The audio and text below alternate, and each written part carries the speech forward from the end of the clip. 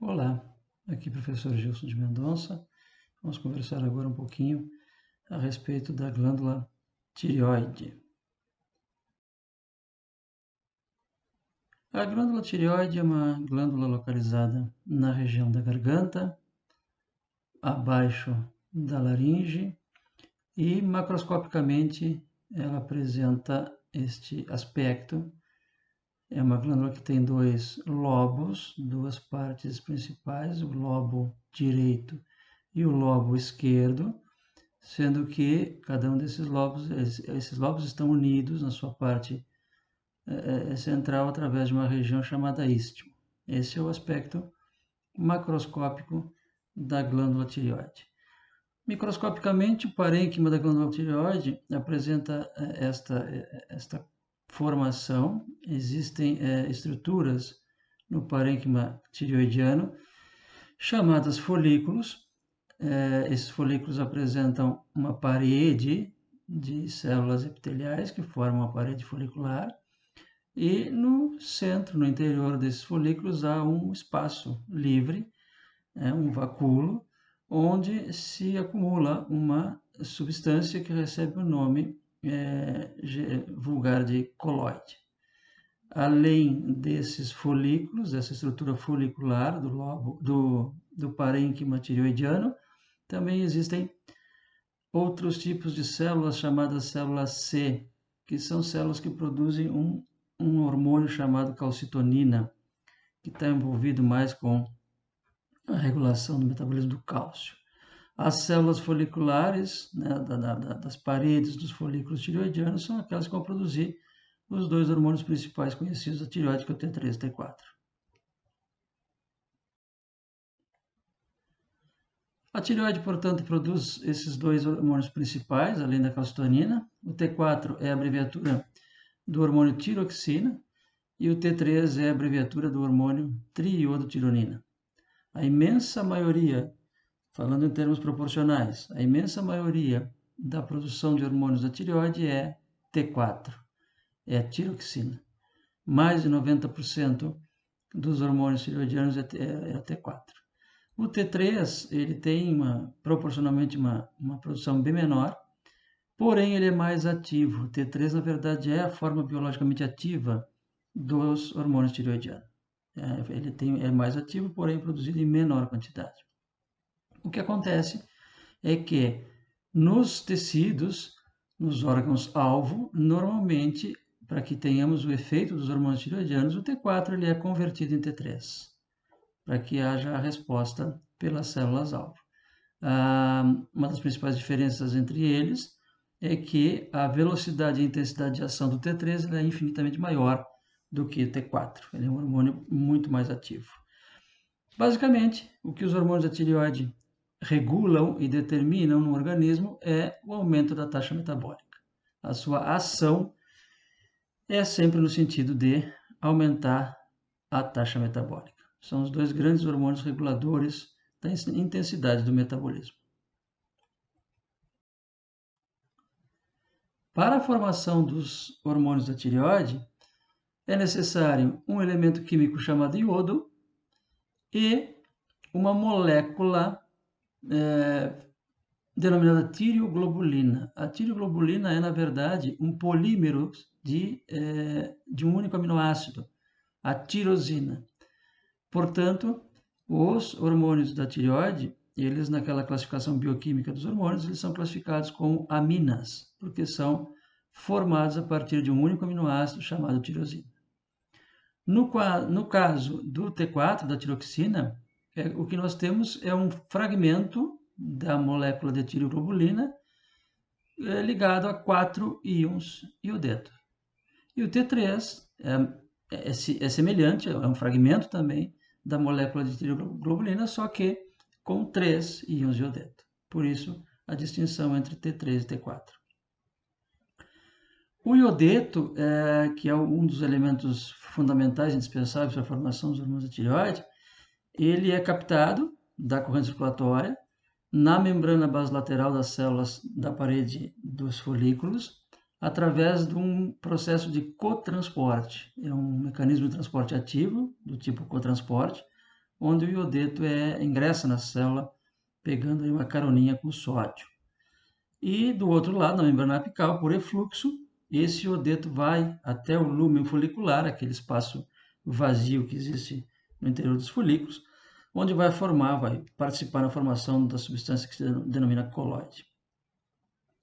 Quando se falou em glândula hipofisiária, mais precisamente a adenohipófise, falamos de um hormônio chamado TSH. TSH é um hormônio da adenohipófise, TSH é a sigla de hormônio estimulante da tireoide e, portanto, a sua principal ação é estimular a captação e o efluxo do iodeto na membrana apical das células da parede do folículo, assim como também o TSH no interior da célula folicular, ele estimula a síntese da molécula de tiroglobulina. Então, o TSH, que é um hormônio adeno-hipofisiário, é fundamental para o bom funcionamento da glândula tireoide e para a regulação aí da formação dos hormônios da tireoide.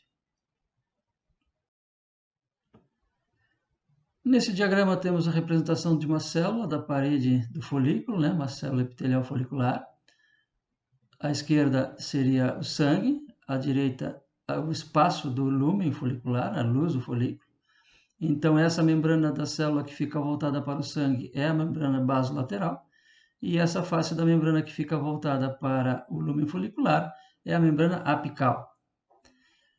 A tireoglobulina, ela é produzida, ela é sintetizada no interior da célula folicular, através de um processo de síntese proteica, então envolvendo aí ribossomos, complexos de Golgi, a partir da união de vários aminoácidos tirosina, né? E a tireoglobulina, uma vez formada, ela é embalada em vesículas secretoras e depois ela é transportada da célula, né? As vesículas secretoras se rompem na membrana da célula, a membrana apical da célula, e a tireoglobulina ela é transportada para o lúmen folicular. O iodeto, né? Os íons iodeto, eles são captados na membrana basolateral através daquele mecanismo de cotransporte citado anteriormente, em que o iodeto ele ingressa na célula epitelial pegando carona com o sódio. É um tipo de transporte ativo, portanto, né? Existe gasto de energia para isso. O iodeto, uma vez dentro da célula folicular, ele atravessa a célula e no outro extremo, na membrana apical da célula, o iodeto, então, ele passa, ele é transportado para o lúmen folicular da mesma forma que anteriormente a tireoglobulina tinha sido também transportada. Na membrana apical, os íons iodetos eles sofrem a ação de uma enzima, de uma peroxidase, que na verdade essa enzima ela vai catalisar todas as outras reações na sequência dentro do lúmen folicular. Essa peroxidase ela promove a oxidação do íon iodeto. O íon iodeto, para participar na formação do T3, T4, ele precisa estar na forma oxidada. Bem, uma vez oxidado esse íon iodeto, catalisado pela mesma enzima, o próximo passo para a formação dos hormônios tireoidianos é a etapa chamada organificação. A organificação nada mais é do que a ligação dos íons iodeto com a molécula de tireoglobulina anteriormente sintetizada pela célula também. Isso tudo acontecendo no lúmen folicular. Quando os íons iodetos são ligados, né, organificados com a molécula de tireoglobulina, formam-se chamados dois resíduos, né? O MIT e o DIT. O que é MIT e o que significa DIT? MIT significa monoiodotirosina e DIT significa diiodotirosina. Então, o resíduo MIT é um fragmento da molécula de tireoglobulina com um íon iodeto ligado a ele. Daí o termo monoiodotirosina. E o DIT também é um fragmento da mesma molécula de tireoglobulina, só que com dois íons iodeto. Portanto, a denominação diiodotirosina. Neste passo, nesse momento, os resíduos MIT e DIT, esses fragmentos, eles permanecem ligados à tireoglobulina. Eles não se desprendem, não há a divisão da molécula. Nós temos a ligação do iodo e a formação do MIT e do DIT e permanecem eles ligados. Num próximo passo, ainda catalisado pela peroxidase, nós temos a reação de acoplamento. A reação de acoplamento significa que aí sim nós temos a formação propriamente dita dos hormônios T3 e T4. É o primeiro passo para a formação T3 e T4, formas finais. Essa reação de acoplamento, se nós tivermos dois resíduos DIT, ou seja, dois resíduos de iodo, tirosina, acoplados, nós teremos a formação do T4. Lembrando que o T4 tem 4 íons de iodeto. E se nós tivermos a ligação de um resíduo DIT e um resíduo MIT, nós teremos a formação do T3.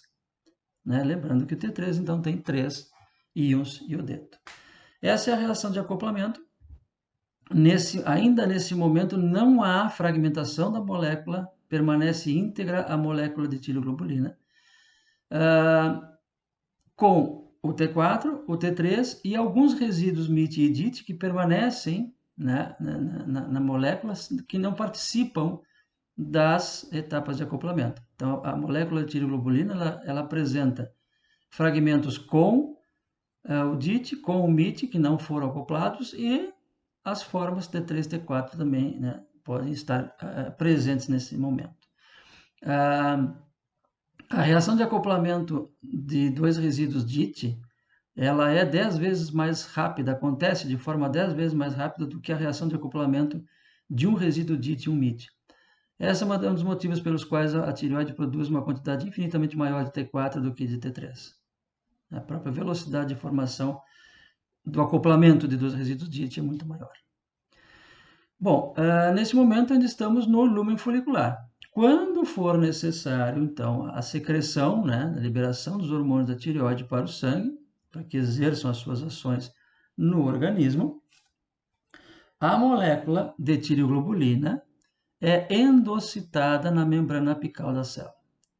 Ou seja, através do processo de endocitose, essa molécula ingressa, é capturada pela própria célula da parede folicular, com todos os seus acompanhantes aqui, T3, T4, MIT e DIT. Dentro da célula da parede folicular, aí nós temos, finalmente, a hidrólise dessa molécula de tireoglobulina. Essa hidrólise acontece por enzimas lisossômicas da própria célula da parede folicular. E através da hidrólise, nós teremos a liberação do T3 e do T4, aí as formas já finais do hormônio, essas formas do T3 e do T4, elas são então exportadas para a corrente circulatória através da membrana basolateral e através do sangue vão ser distribuídas a todo o organismo, onde irão exercer as suas funções nas células-alvo. Os resíduos, o que sobra da molécula de tireoglobulina, mais os resíduos MIT e DIT, que não foram acoplados, sofrem um processo de deiodinação. O que é o processo de deiodinação? É o resultado da ação de uma enzima chamada deiodinase, em que há a liberação desses resíduos MIT e DIT do que sobrou da molécula de tireoglobulina. Tudo isso dentro da célula. Os resíduos MIT e DIT, o iodo é retirado, por essa deiodinase, é separado o iodeto, e esse iodeto vai, recomeça o ciclo, esse iodeto vai ser novamente exportado lá na membrana apical, vai para o lúmen folicular e vai participar na organificação de novas moléculas de tireoglobulina. E a fração proteica da molécula, os resíduos de tirosina que sobraram, já sem o iodeto, vão também ser aproveitados para a síntese de novas moléculas de tireoglobulina, que, por sua vez, também participa lá no início do ciclo para a formação de novas, no lúmen folicular, exportada na membrana apical, e a formação de novas moléculas, novas organificações com o iodeto. para formar mais hormônios tireoidianos. Esse é o processo de biossíntese que acontece nas células da parede do folículo dos hormônios da tireoide. Uma vez secretados os hormônios da tireoide, T3 e T4 no sangue, para serem transportados, é uma exceção dentro das aminas, mas os hormônios tireoidianos, quase que a sua totalidade, né, mais de 99% desses hormônios são transportados no sangue ligados a proteínas plasmáticas. Eles precisam de proteínas transportadoras. A principal proteína que transporta esses hormônios no sangue é uma globulina chamada globulina de ligação da tiroxina. Além dessa globulina, também algumas albuminas e uma pré-albumina de ligação da tiroxina também podem participar do transporte aí, desses hormônios no sangue. A liberação, em função de serem transportados ligados a proteínas plasmáticas, a liberação desses hormônios para as células-alvo se dá de uma maneira um pouco mais lenta, porque é necessário desligar o hormônio da proteína transportadora e para que ele possa, então, ingressar na célula-alvo. Os hormônios da tireoide, mais uma vez é uma exceção dentro da categoria das aminas, os hormônios da tireoide eles ingressam na célula-alvo. Seus receptores são receptores intracelulares. Então, eles atravessam a membrana celular e ingressam na célula-alvo. Nas células-alvo, pode acontecer desses hormônios novamente se ligar a proteínas da própria célula e ficarem armazenados por um certo tempo na célula-alvo, ligados a proteínas da própria célula.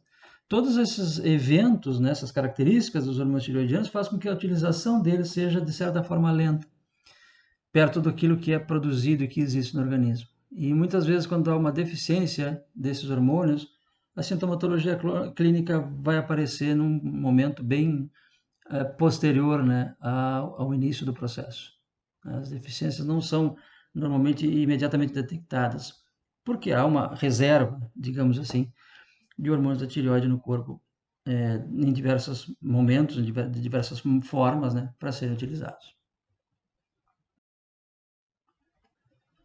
O mecanismo de regulação da secreção dos hormônios da tireoide é relativamente simples.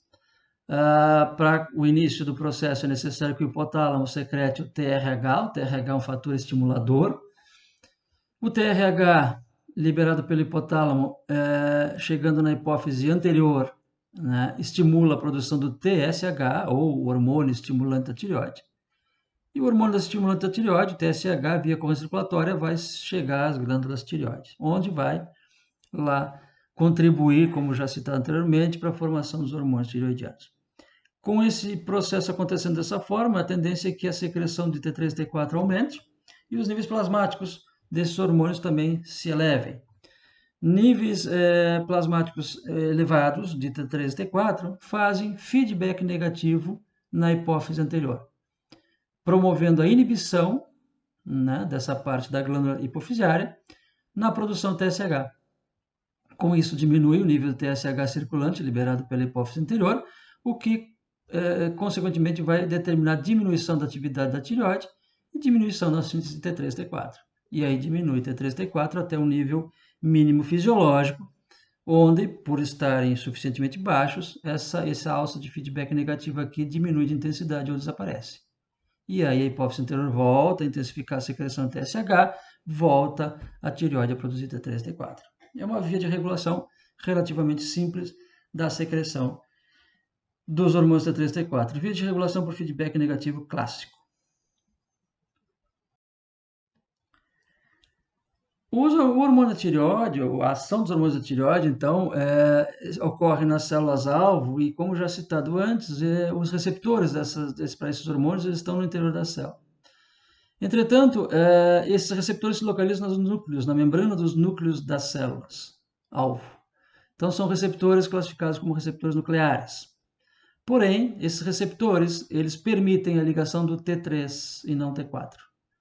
O que acontece é que o T4, uma vez no interior da célula-alvo, ele sofre a ação de uma enzima chamada 5-iodinase, e essa enzima ela retira um íon iodeto da molécula T4, transformando-o em T3.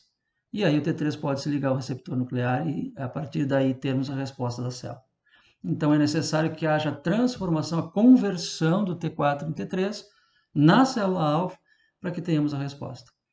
A resposta, a ativação desses receptores nucleares, na verdade, o que eles determinam é um aumento na transcrição de DNA e tradução de RNA mensageiro e uma intensificação na síntese de novas moléculas proteicas.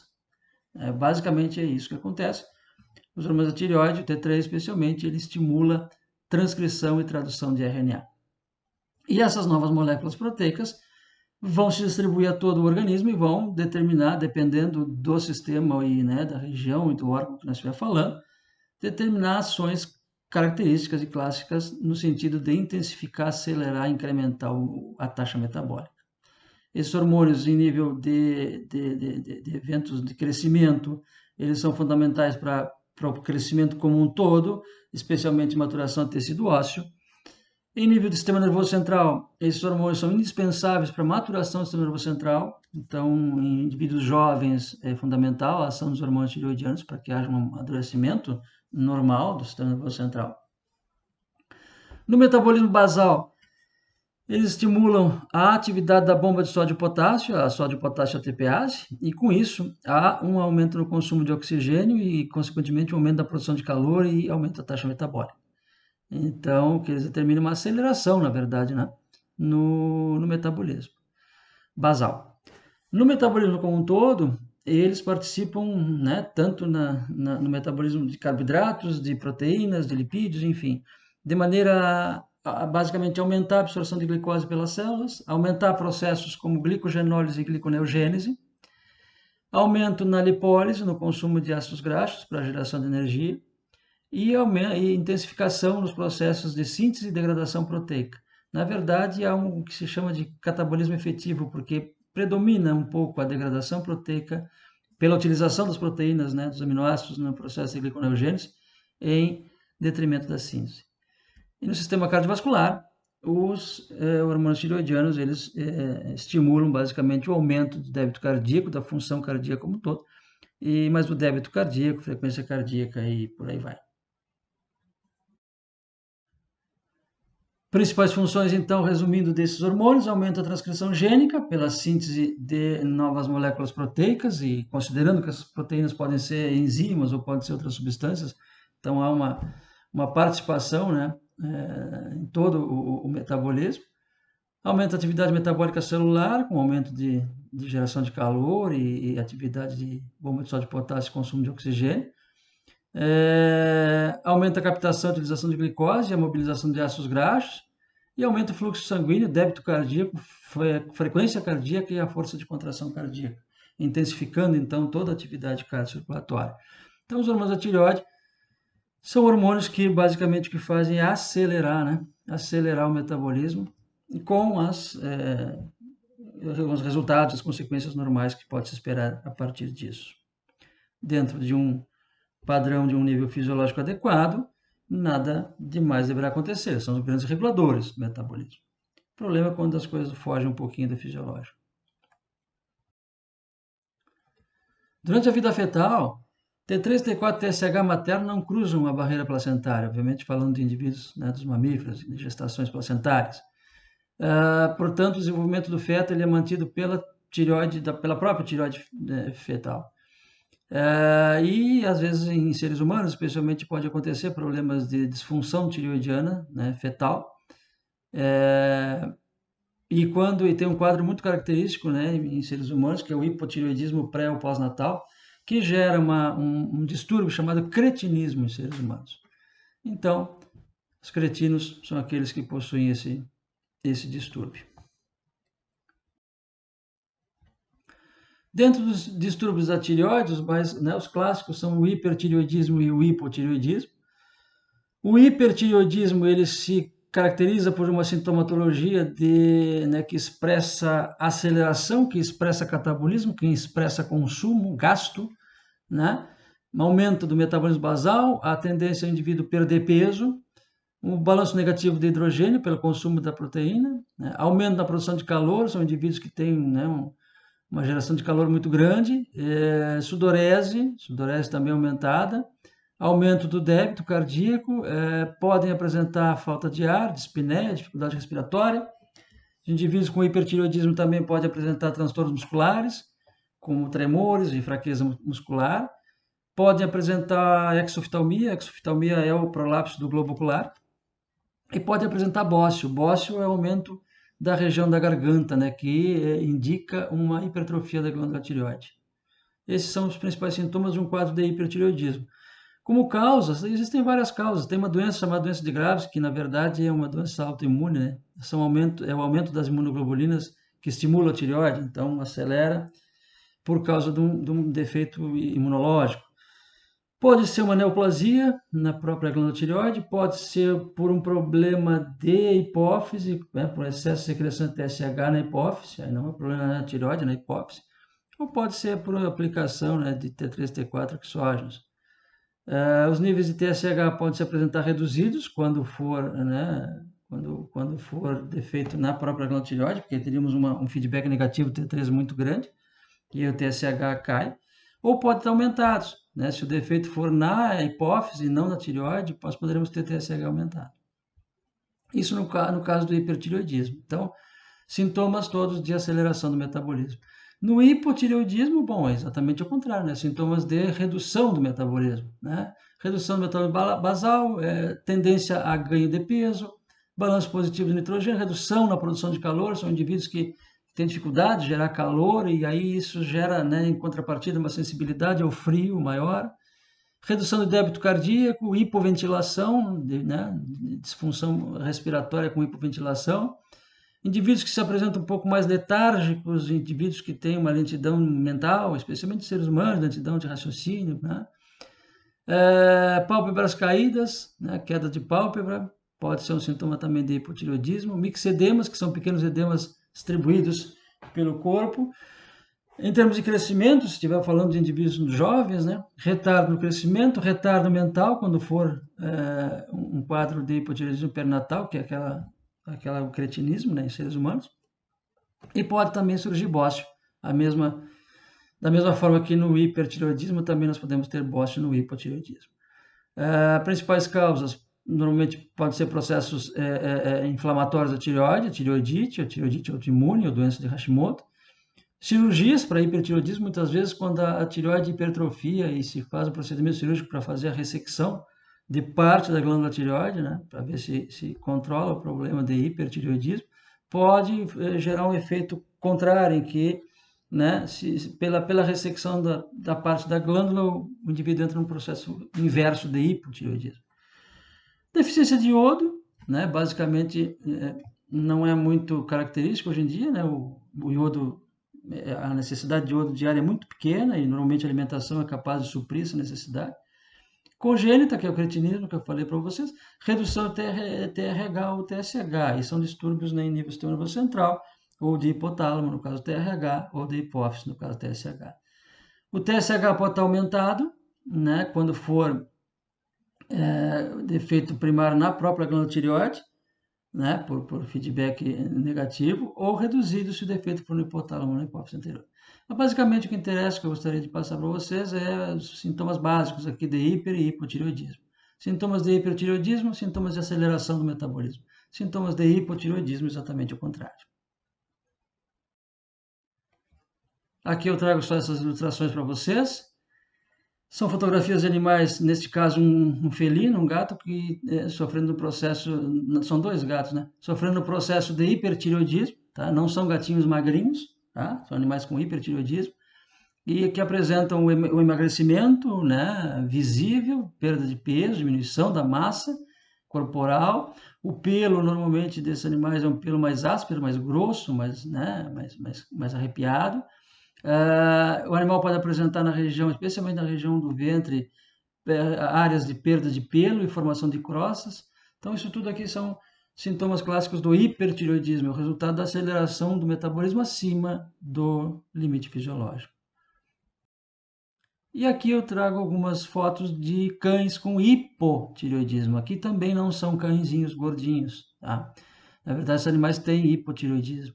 Aqui um cão dálmata, em que, né, normalmente dálmata é uma raça esguia, uma raça mais, esse animal está com um peso acima do normal. A letargia, né, um animal também que aparentemente está com peso acima do normal e prostrado, que é um sintoma de hipotireoidismo. E aqui é interessante a foto do mesmo animal, o animal antes do problema e o animal depois do problema. Um animal normal, né, um cão da raça boxer, desculpa, bulldog, acho que é. E aqui depois no hipotireoidismo, um aumento de peso e tudo mais. Né? Então, só para ilustrar para vocês que pode acontecer quando as coisas fogem dos limites fisiológicos em se tratando de hormônios da tireoide. Era isso que tínhamos a comentar no momento. Agradeço pela atenção. Muito obrigado.